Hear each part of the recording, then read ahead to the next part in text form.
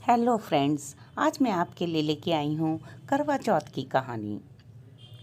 बहुत समय पहले की बात है। एक साहूकार के 7 बेटे और उनकी एक बहन करवा थी। सभी सातों भाई अपनी बहन से बहुत प्यार करते थे, यहाँ तक कि वे पहले उसे खाना खिलाते और फिर बाद में स्वयं खाते थे। एक बार उनकी बहन ससुराल से मायके आई हुई थी। शाम को भाई जब अपना व्यापार व्यवसाय बंद कर घर आए तो देखा उनकी बहन बहुत व्याकुल थी। सभी भाई खाना खाने बैठे और अपनी बहन से भी खाने का आग्रह करने लगे, लेकिन बहन ने बताया कि वह आज उसका करवा चौथ का निर्जल व्रत है और वह खाना सिर्फ चंद्रमा को देखकर उसे अर्घ्य देकर ही खा सकती है। चूँकि चंद्रमा अभी तक नहीं निकला है, इसलिए वह भूख प्यास से व्याकुल हो उठी है।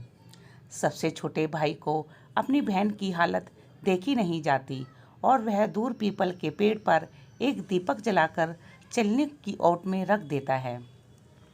दूर से देखने पर वह ऐसा प्रतीत होता है जैसे चतुर्थी का चांद उदित हो रहा हो। उसके बाद भाई अपनी बहन को बताता है कि चांद निकल आया है, तुम उसे अर्घ्य देकर भोजन कर सकती हो। बहन खुशी के मारे सीढ़ी पर चढ़कर चांद को देखती है और अर्घ्य देकर खाना खाने बैठ जाती है।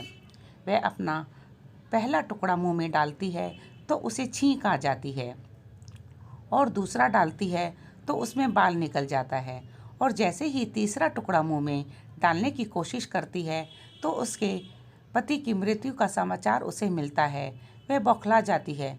उसकी भाभी उसे सच्चाई से अवगत कराती है कि उसके साथ ऐसा क्यों हुआ। करवा चौथ का व्रत गलत तरीके से टूटने के कारण देवता उससे नाराज हो गए और उन्होंने ऐसा किया है। सच्चाई जानने के बाद करवा निश्चय करती है कि वह अपने पति का अंतिम संस्कार नहीं होने देगी और अपने सतीत्व से उन्हें पूर्ण जीवित दिलाकर रहेगी।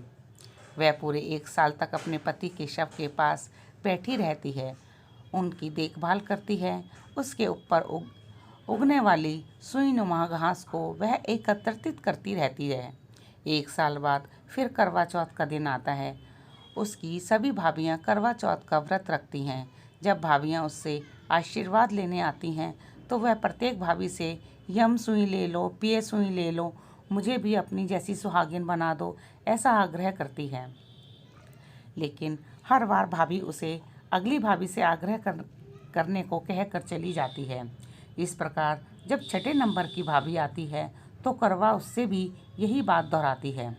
यह भाभी उसे बताती है कि चूंकि सबसे छोटे भाई की वजह से उसका व्रत टूटा था, अतः उसकी पत्नी में ही वह शक्ति है कि वह तुम्हारे पति को दोबारा जीवित कर सकती है। इसलिए जब वह आए तो तुम उसे पकड़ लेना और जब तक वह तुम्हारे पति को जिंदा ना कर दे उसे नहीं छोड़ना। ऐसा कहकर वह चली जाती है।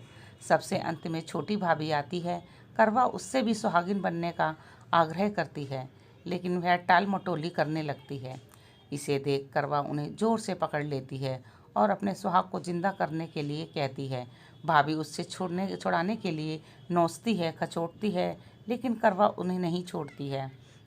अंत में उसकी तपस्या को देख भाभी पसीज जाती है और अपनी छोटी उंगली को चीरकर उसमें से अमृत उसके पति के मुंह में डाल देती है। करवा का पति तुरंत श्री गणेश कहता हुआ उठ बैठता है। इस प्रकार प्रभु कृपा से उसकी छोटी भाभी के माध्यम से करवा को अपना सुहाग वापस मिल जाता है।